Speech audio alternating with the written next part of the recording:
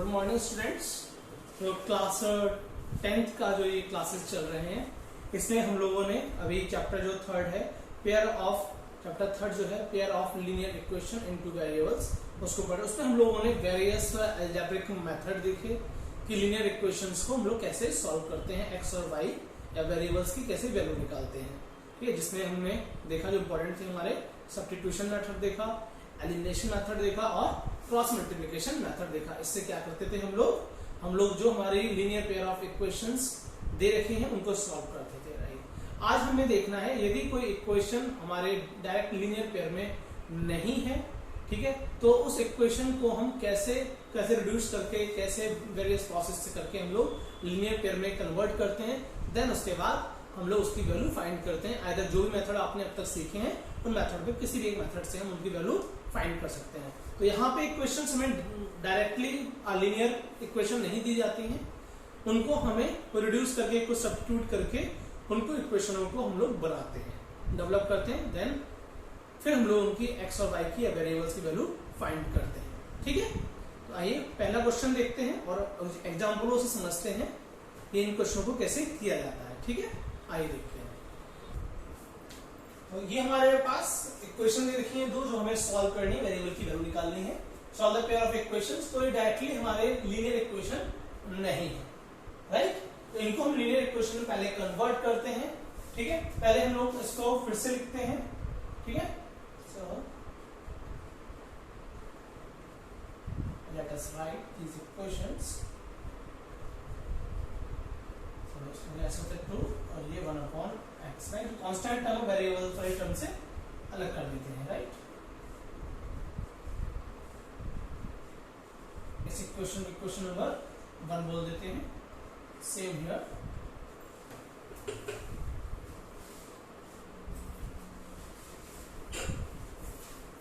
ये equation number 2। Right, अब यहाँ पे हम लोग 1/x जो 1/y है इसको एक दूसरे वेरिएबल से रिप्लेस करते हैं, सब्स्टिट्यूट करते हैं इसकी जगह।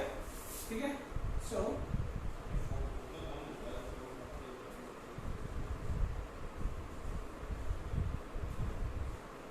let us suppose 1/y is equal to a and 1/y equals to b। ठीक है, तो ये जाएगी this equation comes 2a plus 3b equals to 13, 5a minus 4b minus 2। वो ये क्वेश्चन नंबर 3 और ये question number 4।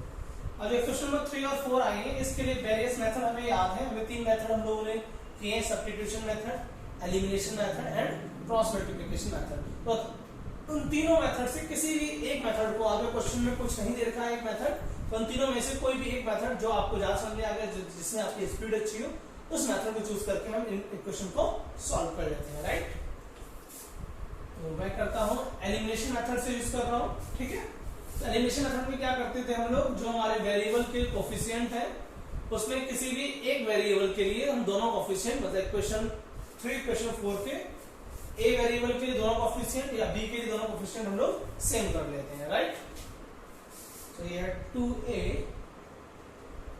plus 3b equals to 13,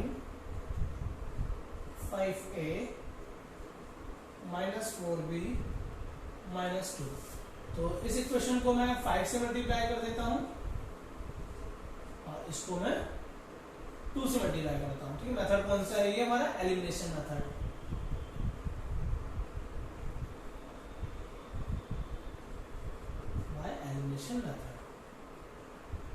elimination method में हम लोग एक वेरिएबल को एलिमिनेट यानी डिलीट कर देते हैं। ठीक है, तो ये हो गया 2 5 जा 10a, सॉरी 5 2 जा 10a, 5 3 जा 15b और 13 5 जा 65। दूसरे 2 5 जा 10a minus 8b minus 4। Right, minus कर दिया क्वेश्चन, ये माइनस हो गया, ये प्लस हो गया और ये प्लस हो गया। राइट, ये प्लस माइनस कैंसिल हो गया, ये प्लस प्लस प्लस हो गया, यानी ये हो गया 23b, ये प्लस प्लस प्लस हो गया 69। राइट, तो b इक्वल्स टू हो गया ये 69/23, 23 3 जा, तो b हमारा क्या आ गया इक्वल्स टू 3 आ गया। ठीक है, अब b की वैल्यू हम लोग इसको सब्स्टिट्यूट कर देते हैं किसी भी एक इक्वेशन में, इसी में कर देते हैं।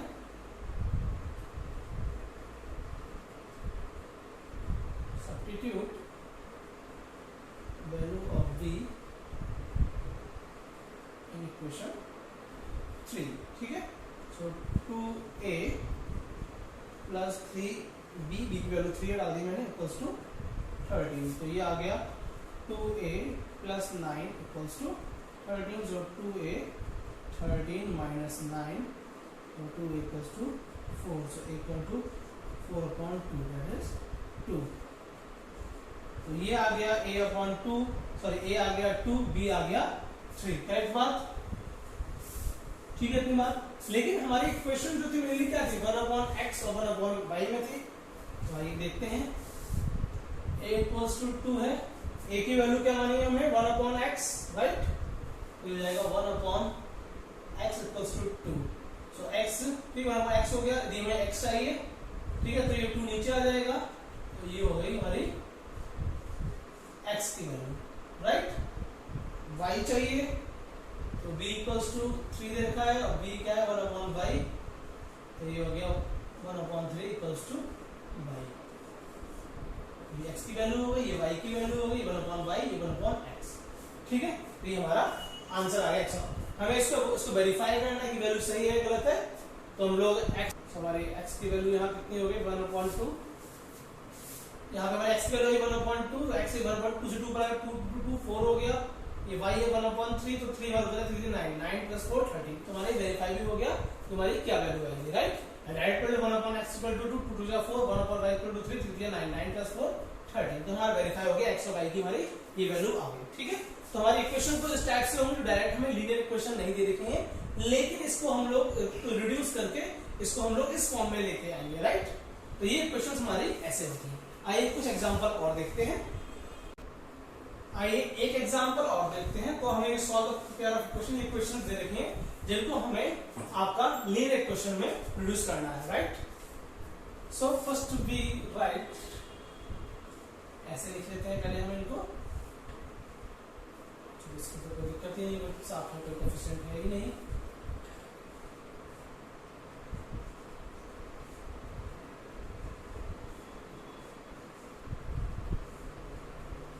ये क्वेश्चन नंबर 1 और ये 2, ठीक है? इन 3 right above equations like that. Okay, ये हो गया। तो हम लोग let us suppose 1/x - 1 = a। आप चाहे तो u v कुछ भी ले सकते हैं, बस x और y को छोड़ दें, उसके अलावा आप कोई भी वेरिएबल ले सकते हैं, a b c d कुछ भी ले लें, p q कुछ भी ले लें, कोई दिक्कत नहीं। ठीक है, y - 10 ले लिया, b। तुम्हारी इक्वेशन क्या हो गई 5a + 1b = 2, 6a - 3b = 1। ये दिया नाम क्वेश्चन नंबर 3, ये दिया नाम क्वेश्चन नंबर 4। अब हमारे पास फिर से a और b की वैल्यू फाइंड करने के बहुत सारे तरीके हैं। फिर 3 तरीके तो है ही हैं, सब्स्टिट्यूशन मेथड है, एलिमिनेशन मेथड है और क्रॉस मल्टीप्लिकेशन। तो तीनों में से कोई भी एक मेथड आप यूज करें जो आपको इजी लगता हो।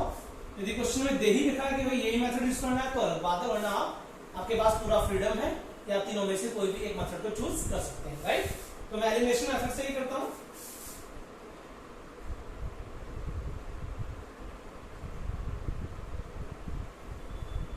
जो मेथड यूज कर रहे हैं, कोशिश करें उसको लिख दें आप तो बढ़िया रहेगा। बाय एलिमिनेशन मेथड तो ये लिखते हैं 5a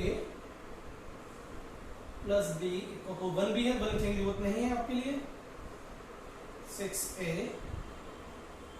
- 3b = 1, राइट? हम लोग क्या करते हैं, इसको 3 से मल्टीप्लाई कर देते हैं,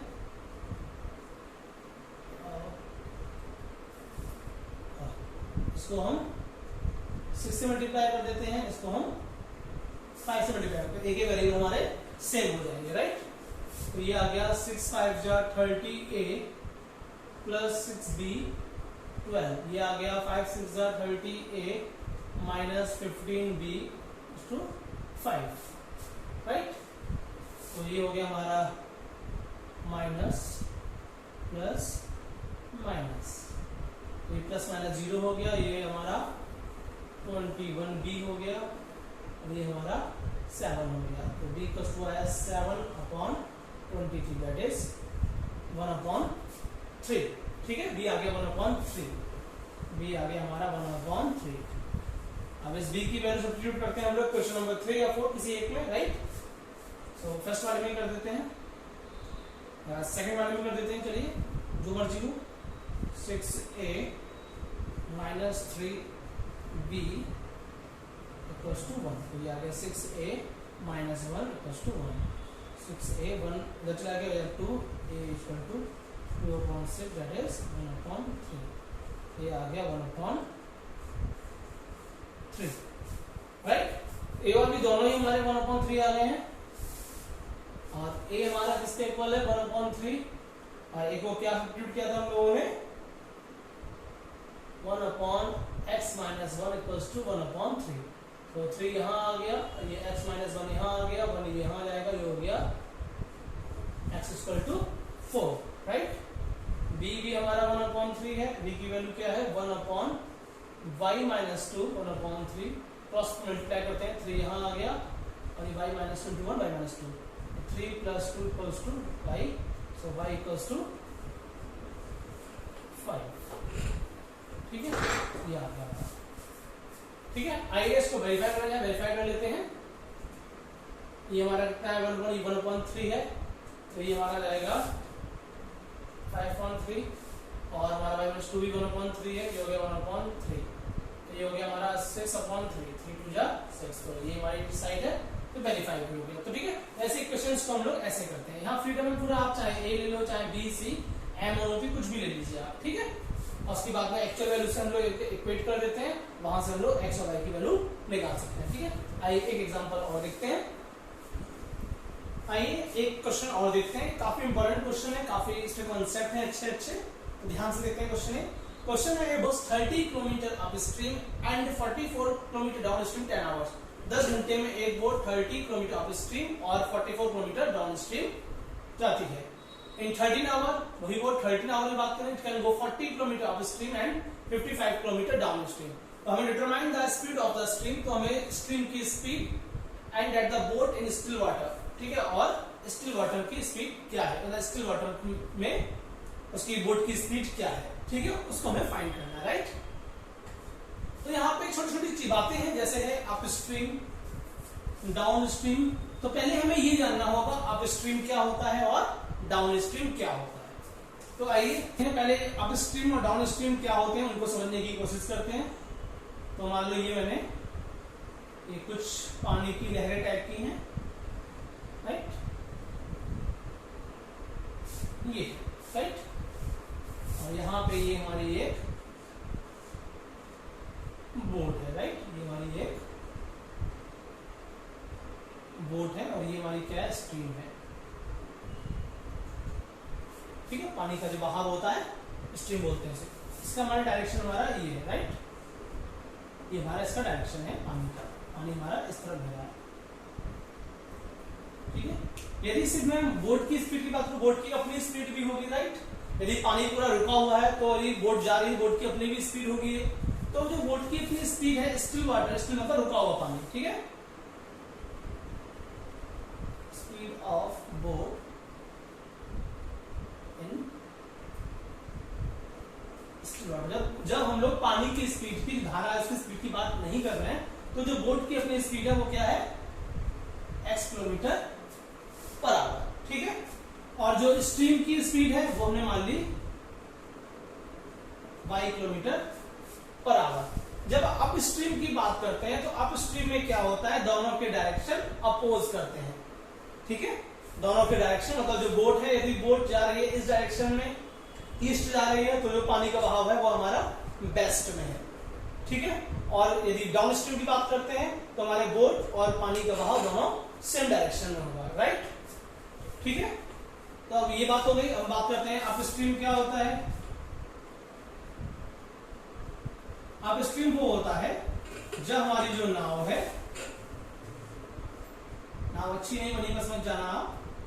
नाव का डायरेक्शन ये है और जो वाटर स्ट्रीम है उसका डायरेक्शन हमारा ये है, राइट।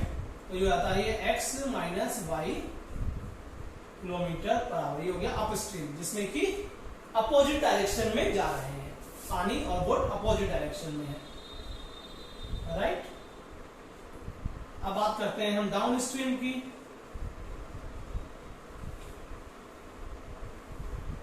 डाउन स्ट्रीम क्या होता है, जिसमें हमारी बोट और पानी दोनों एक ही डायरेक्शन में होते हैं, ठीक है।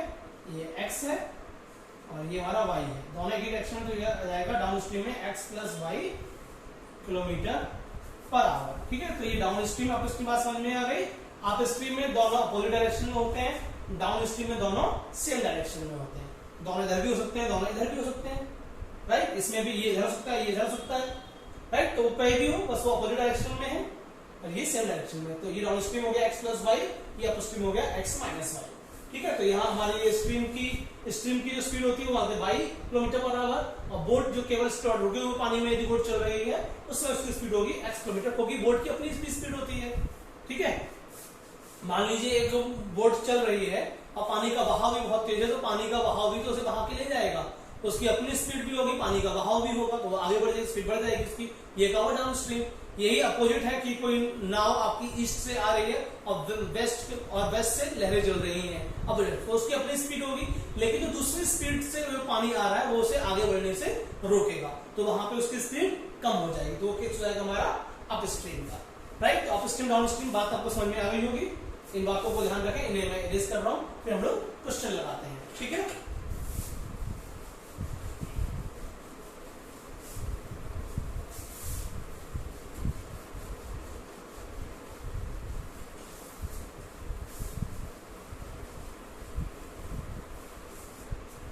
आइए देखते हैं हम लोग। ए boat goes 30 kilometre up stream and 44 kilometre down stream 10 hours. Okay, एक चीज यहाँ और जो पड़ेगी कि हमारा फॉर्मूला आपको ध्यान होगा क्या होता है, speed equals to distance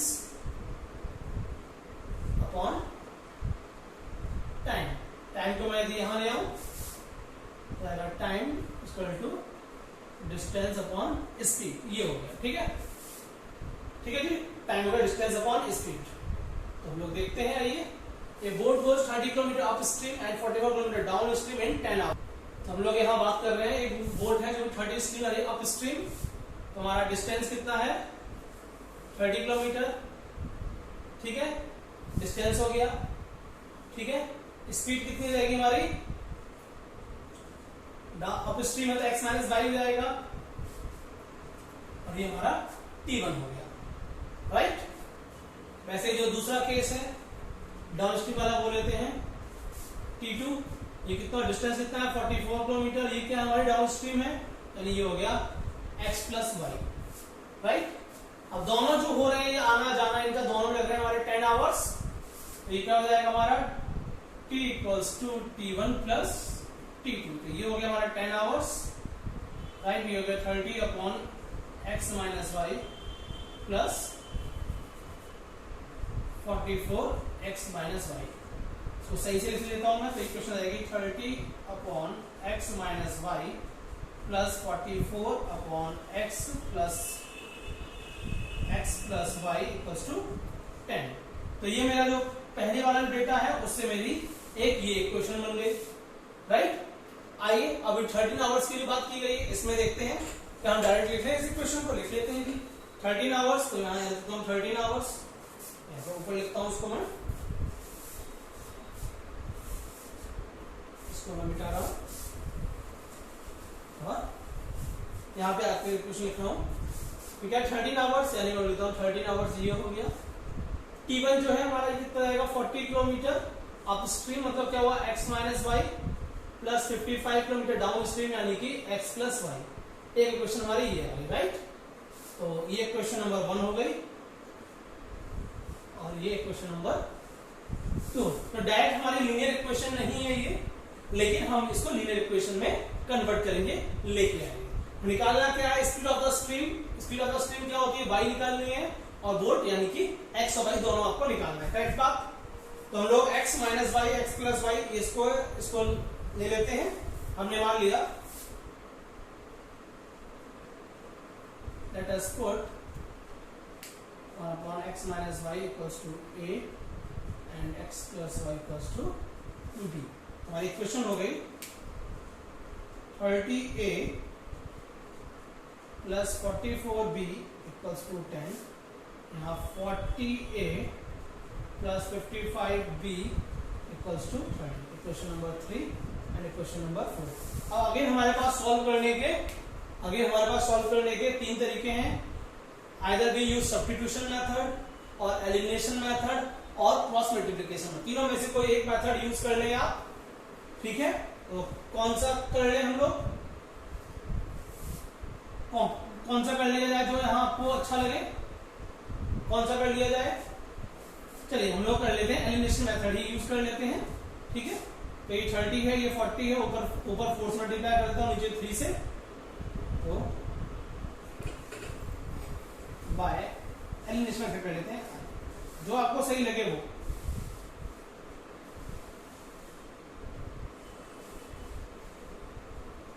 elimination method ये हो गया 30a plus 44b equals to 10, सो कर लिया हमने। तो ये 4 3 12 120 और 3 4 12 ये जाएगा 120, 40a plus 55b equals to 13, इसे कर लेता हूं मैं 3 से, राइट। तो ये हुआ 4 3 12 यानी 120a प्लस ये हुआ 4 4 16 के 6 कैरी 1 14 17 176 b इक्वल्स टू 40। ये हुआ 3 4 120a प्लस 3 5 15 के 5 कैरी 1 15 16 165b और ये हुआ आपका 13 3 39। माइनस करते हैं, ये पूरा कट गया, ये हमारा आया 1 1 11b और ये आया हमारा 1, तो b आ गया 1 अपॉन 11। अब सब्स्टिट्यूट कर देते हैं, a की वैल्यू आ जाएगी यहाँ से हमारी, हो गया 30a प्लस 44, b की वैल्यू 1/11 तो 10, हो गया 4 वहाँ गया बचा 6, 4 माइनस का जाएगा बचेगा 6, a 6 अपॉन 30, 6/30 यानी कि ये आ गया 1/5, ये आ गया हमारा 1/5, b ये आ गया। तो हमने a क्या माना था, हमने 1/x minus y, 1/x minus y equals to a माना था, तो ये हो गया आपका 1/x minus y equals to 1/5, 5 यहाँ आ जाएगा, ये x माइनस वाई यहाँ हो गया हमारा, right. x minus y equation ये हो गई। अब हम लोग इसकी बात करते हैं, यहाँ माना है x plus y equals to b, तो ये b हमारा वैल्यू कितनी है 1/11, तो 1 y इक्वल्स टू 1/11 यहाँ आ गया। तो ये हमारी दो इक्वेशन आ गई, 5 x minus y equal to 5, x plus y equals to 11। अब यहाँ से हम लोग x और y की वैल्यू फाइंड कर लेते हैं, ठीक है। यहाँ देखते हैं, थोड़ा लेंथी क्वेश्चन है पर ऐसे क्वेश्चन काफी इंपॉर्टेंट होते हैं, कि बोर्ड पॉइंट ऑफ व्यू से भी काफी इंपॉर्टेंट क्वेश्चन है ये। तो ये हो गया x minus y equals to 5 और x plus y equals to 11, ठीक है। माइनस कर लेते हैं हम लोग, दोनों इक्वेशन को प्लस कर दिया, माइनस प्लस, ये हो गया हमारा -2y और ये हो गया हमारा -6, तो y इक्वल टू हो गया 3। अब ये x minus y equals to 5 है, y इक्वल्स टू -3, 5 हो गया, ये गया अगर x हो गया हमारा 8, राइट। तो हमारा आंसर कितना आया है, y हो गया हमारा 3 किलोमीटर पर आवर। y क्या होती है हमारी स्पीड ऑफ स्ट्रीम, तो ये 3 किलोमीटर पर आवर है, और x क्या है हमारी speed of boat still water, 8 kilometre per our हमारा बोट की स्पीड होगी, ठीक है। ये हो गया स्ट्रीम की स्पीड, और ये हो गई हमारी